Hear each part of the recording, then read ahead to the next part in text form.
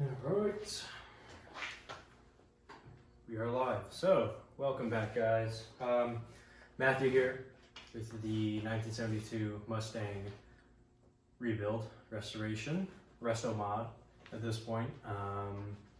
And I'm going to tell you why, because this is probably going to, I don't know if I'm going to splice it with the video that I had, or if I'm just going to make this a completely separate video, but the items that I have acquired recently in the past 30 days-ish, maybe a little bit more, have really changed the tone of the build, so I'm really happy about it. And there's also an unfortunate little piece of side business that is not great, but we'll be working with that. So yeah, so I'm based in Arizona. If you haven't seen me before, welcome. If you have, hello there, welcome back.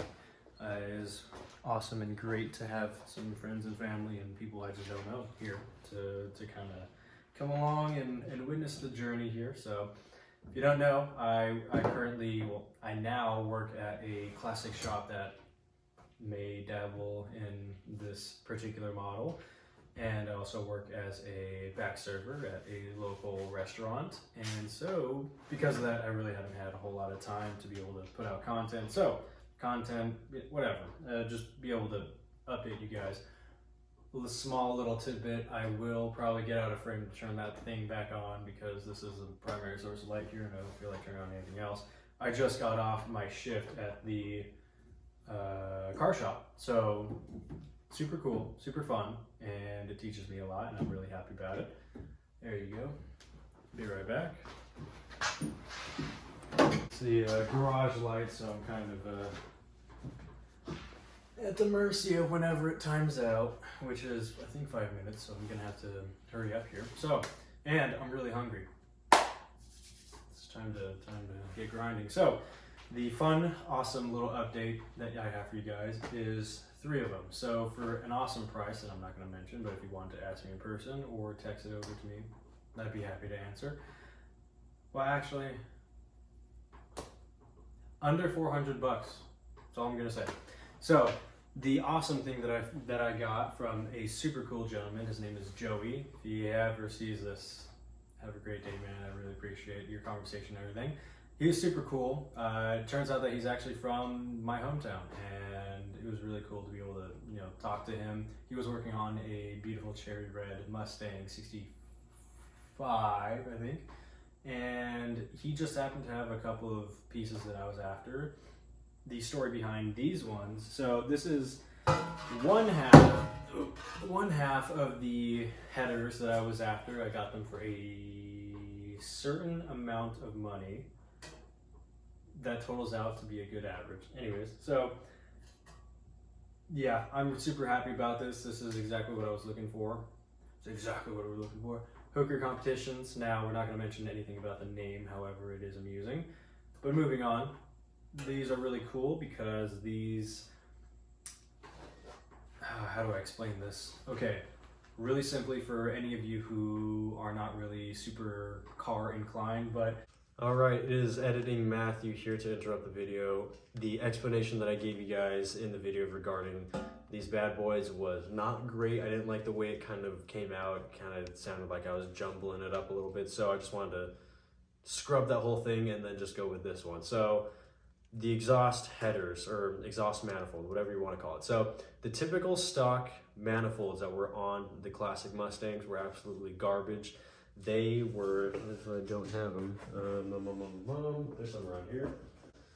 For my specific car, they look like this. Now, they typically look like something like this. There's others that, look similar to this. However, these are garbage. The reason why they're garbage is because they don't allow the engine to breathe very well, not as well as they could have. So the 3 options in which I could have gone for this car were the stock application, so just what came on it, or I could have gotten some shorties, some what are they called? Some mid-length headers and the long tubes. So I purchased the long tubes, but I'm gonna kind of go over the other ones just so you guys are kind of aware. So this one, the reason why we don't like them is because okay, so there's a bunch of science behind this, but it revolves around the exhaust gases. They don't come out just straight out of the engine. there's a bit of a pulse, okay? So because of that, there's a bunch of other things that are going on within, essentially all the air flowing in and out of the engine. And these reduce the engine's ability to kind of push out those gases in an efficient manner. So that's why we're not going with this. And that's a very simply, this is a very easy, uncomplicated way of explaining it. There's so much more that goes into it, but I'm just gonna kind of leave it at that for right now. So we are getting rid of these. I'm not gonna use them. So with that said, I could have gone for some shorties. So some shorty headers are, going back, those are exhaust manifolds. What I'm talking about now is just the headers. So I could have gone for some, oh my goodness, English is so hard. So I could have gone for some shorty headers. However, I was looking for a more, I suppose, radical increase in horsepower. So typically, if you're getting shorties, that means you kind of want a more torquey more torque out of the car.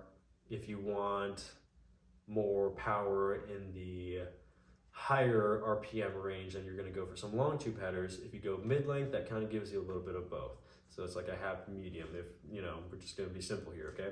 So I like the idea of the shorty headers. However, I wasn't able to find a decent price for any of them on Facebook Marketplace, and I sure as heck was not going to purchase them from an actual retailer because that would have just cost so much more money, and not into that. We're into the whole budget thing. So I found these long tube headers, which I could show you now, that I was showing you before. So this is the other half. I'm not sure which half I was showing you in the previous clip here, but these are the ones where you can see very clearly that they're beaten up a little bit to fit into the previous application, but it didn't work, which is how I even got my hands on them. So thank you to Joey, absolute legend. So with these in my possession, I will have a higher horsepower car. That's just how it boils down. So the reason why we even care about all of this is I'll explain it in a very simple way, okay? So let's pretend my engine is still in that car, okay? So the engine is going to receive a bunch of filtered air, okay? Now it's going to go through the carburetor. The carburetor is the old-fashioned fuel injection system. So it's got essentially it just controls how much air to gas is coming into the engine to get burned. Okay, so it goes through that, goes through these airways. It's an intake manifold. Okay, and it's going to get split up for each cylinder to receive. Okay, so from there the pistons will explode with each mixture. Okay, and at some point. So with that, all that movement going on in there, it will need to evacuate that air. And so it's going to come out through the sides of the heads. So the heads, the top, it comes out this side. So this is the exhaust side. This is the intake side. The rest of the parts we can go over at a much later time. But for right now, that's all you need to know. So it comes out through the sides of the engine. And obviously, well, not obviously, but it needs to be kind of directed in a specific way. If there was no exhaust on the outside, that engine would not run, or just would run extremely poorly because there's pulses. So it's pulse, pulse, pulse, pulse, pulse, pulse, pulse. It's not just a straight, it's not a straight stream of air, okay? So you gotta remember, this is basically an air pump, a glorified, rotary, big fat monster power producing air pump. That's what this thing does. So all that air has to come out somewhere. So if you guys ever hear cars being extremely loud, it's because they probably modified their exhaust in some way. And all that means is that they changed something with the way the tubes went, removed some things, added some things, and all of a sudden you get a different sound out of that car. So all of this air goes in, the gas gets burned, and now you have this mixture that needs to come out. So it comes out of these tubes, travels all the way down, and bam, you have the sound that everyone is, so used to hearing. Or, obviously there are certainly cars that produce very, very low decibel count. It's very not noisy, or it's not very noisy. So this video is going to require so much editing. But anyway, so long story short, I got these because they're cheap and they're going to increase the horsepower. Now, in general, I want this car to pack a better punch than it currently does. This thing stock sits at like 145 horsepower, which is extremely weak for an 8-cylinder engine. This thing is easily very capable of putting out 302 horsepower if you just doing a 1-to-1 ratio of cubic inches displacement to the horsepower. So, oh, and I almost forgot, horsepower is just a measurement of how much that crankshaft be doing its work. That's it. So that was like the worst way to explain that, but I'm just gonna ride with it. So anyways, this just changes how the air comes out, and it is to our benefit. So that is the main explanation behind the decision to go from an exhaust manifold to just some nice, expensive, well, not really expensive, but you know, theoretically expensive pair of headers, long tubes. So yeah, that's the interruption, and back to the video. So that's kind of the main idea here, and I had originally wanted this car to be more of a stock rebuild, you know, not really go crazy. However, I did want a mild little upgrade, and so the purpose of these was for that, so I didn't have to change anything like internally and get really crazy with it. So again, this rebuild has kind of changed up a little bit. So this is going down here. These aren't super heavy, which is really cool and convenient. So the second upgrade is the carburetor. So I have been searching for a 600 CFM carburetor, primarily Edelbrock, because Hollies are kind of a little bit built different. Same, you can go either or, but you know, for this application, for it being just a regular street car and being able to, you know, give some juice whenever I want it, that's the main purpose. We're not going crazy here. I got this one. It's a miles greater than the previous one that's sitting somewhere around here, which is the normal Motorcraft, I think, or unless it's Holly, whatever, one of the two. It's 2-barrel and round 2. Anyway, so it's kind of a lame, or not a lame carburetor, but it just wouldn't breathe as, or it wouldn't be able to, you know, get us the air input and output, or just really input that we want, that I personally want to be able to make this car make sense. And so I got myself a 1403. So the 1403 is not my ideal carburetor, mainly because it's a 500 CFM. When I was rewatching the video that I'm basically re-recording right now, I had a couple of errors that I didn't even realize that this was a 500 CFM. So slight L there, but we're fine. This is, you know, this is still miles better than, you know, what we have here. So it has an electric choke. Okay, so it is editing Matthew for the second time. Now, in my hands is a carburetor, but it is not the specific carburetor that I'm talking about, since it is somewhere lost in this abyss here that I call a workshop, so, or a garage, whatever. So, really quick, the simple stuff on the stuff of life regarding carburetors is this improves the fuel to air ratio delivery to the engine. So, well, not this one, but the new one is going to far supersede what this thing can do. So essentially, all this is doing is it's just going to allow a heck of a lot more air to be able to pass through. The carburetor is what you guys are. It's the old version of the new system that everyone here who has a current car past, you know, like 1990 or something like that, or, you know, I forget the cutoff years for carburetors. But so the whole fuel injection bit that everyone's used to, this is the old version of that. It's got float bowls, it carries gas, it controls, or you can control, you have a lot more, I suppose, control over how much gassed air goes into this thing, and these screws can manipulate that. But that's really all you guys need to know for now. I personally am decently researched in this, and we're talking like beginner level. I have far more to go. I've yet to rebuild a carburetor, and I will be probably doing that with this one and then selling it because I have no need for it. And to my knowledge, the one that I bought, the 1403, is just fine, and I can just throw it onto the engine and everything's gonna work just fine and everything. Do I know that for sure? Absolutely not. Are we gonna do it anyways? Yes, we are. So yeah, that's the skinny on the carburetor bit, and yeah, back to the video. The third upgrade is the intake manifold. So the air's got to go somewhere. this is that. Okay, so for the first time in my life, a video that I filmed went blurry, and I didn't find out until after, when I was actually editing it. So, and it's ironic too, because that was the edited video that was going to overlay over the one we're currently filming. Oh, whatever.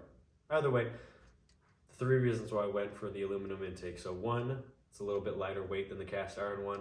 2, the design is better for airflow, especially because I will not be porting and polishing that thing. I don't really want to spend the time with that. Part of that also deals with convenience. This basically dropped into my lap, and it was for a fantastic price, so can't beat it. And 3, did I already say weight? I think I said weight, price, and something else. Oh, airflow design. So yeah, I think I just kind of went over that. And you know, the plenum is a better design than this stock one over here. You know, again, that contributes to better airflow. I will be gasket matching this thing. I will be spending some time with that, but other than that, this thing is ready to go. And what else? Thermal expansion. So aluminum heats up and cools down faster than cast iron does. So that's just something to note. Can obviously be a, you know, bonus or a drawback, whatever, depends on your application. Certainly for the street car, like this thing will never probably ever see a drag strip. If it did, I'd be surprised, but at least under my care and supervision, it will not. So this is perfectly fine. It will last a long time. And what else? I think that's it. Those are the main reasons why. I mean, just with fortune and happenstance, that's just what we're at, and I'm happy about it. Also, probably will never have to deal with vapor lock, which is fantastic because in Arizona, it is, some people say it gets a little warm around here, so yeah, this will definitely help. So yeah, back to the video. So those are the things that really changed the tone of this rebuild that I'm excited about. And then the unfortunate business, which again, I've re-recorded this like maybe 3 times and I'm forgetting. So if I've already gone over this, you can just double times it, whatever. But the camshaft is no good. Now, I was trying to be delusional and happy-go-lucky and it'll be fine. But in the back of my mind, I knew that thing was toast. I was just really hoping that it wouldn't be. I got a second opinion via my boss, who was super awesome and cool. And he did all the measurements that I was not willing to do. Well, not willing, but like, yeah, I just hadn't got around to it. And I was like, oh, visually, just tell me what's going on here. Because I knew what was going on. I just wanted to be delusional, like I said.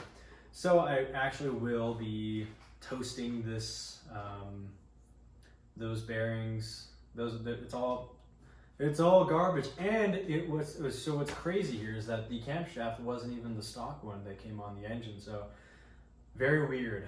And kind of interesting, but I could tell. I was trying to be delusional here, but I was looking at it. I couldn't find any of the identifying marks there, and the only stamped in things that I could find on like Google and stuff like that were related to different stuff that had been purchased. So it'd be like, you know, through some whatever company, right? And so it wasn't exactly, you know, Ford that had produced those, so I was, you know, kind of questioning it. Yeah, so I will be trashing the bearings. I will be just, you know, a whole new camshaft, which sucks because that's a lot of money that I don't want to be spending. Yeah. I mean, the good thing here is that I don't have to need to bore out the the cylinders. So all I have to do really there is just to hone them out a little bit and then stick with the same stuff. I could, if I want to, just re-ring them, which I'm like kind of thinking about doing. We'll see. I need to like actually do my measurements and stuff to be able to figure out if that's appropriate or not. But anyways, so moving along before I have to go back to round 4. Yeah, that's what I have going on right now at this moment. I'm kind of having to pivot a little bit, so I will be getting or borrowing a tool to punch those out, and then from there I will punch out the water jacket caps, what are they called? Caps, whatever. I'll be popping those out so I can clean this engine through electrolysis, which is super cool, and I will probably be doing it in that plastic container over there. And it's going to be really cool. I'll film that as well. by the time I post this video, the air compressor will be finished, which I really just need to rinse out. Oh my goodness, yeah, there's just a bunch of stuff to do. And my brother is tired and hungry, so a lot of stuff to do. We're really excited though, and I cannot wait to get that stupid camshaft, because that is really what's going to be holding up this whole process. And me just cleaning it, because I don't want to throw it in the hot tank. I just don't like the idea of it. Anyways, so I'm actually going to just chop the video right now. I hope, I've been told by one singular person, and I really appreciate it, that my voice when I'm speaking is kind of, I forgot what she said, but it was a compliment. So that's great encouragement for me to keep pumping these things out and just keep yapping and yapping and yapping. So that's what I'll do, and I will be, because of my job, I'm able to now just give you guys some little videos of me, little shorts, I guess, of me working on cars too, because I was pulling out an engine for a 1970 Mustang, and I'll be switching it with a 351 Cleveland per the customer's request. So that's really cool. Really happy about it. Yeah, I'm really gonna try to keep my ums down. Can't be like Obama when he's off script, like Don't want to do that. So I really appreciate you guys being here, and I hope you guys have a great night. All right, take care. Have yourself a day. Bye-bye.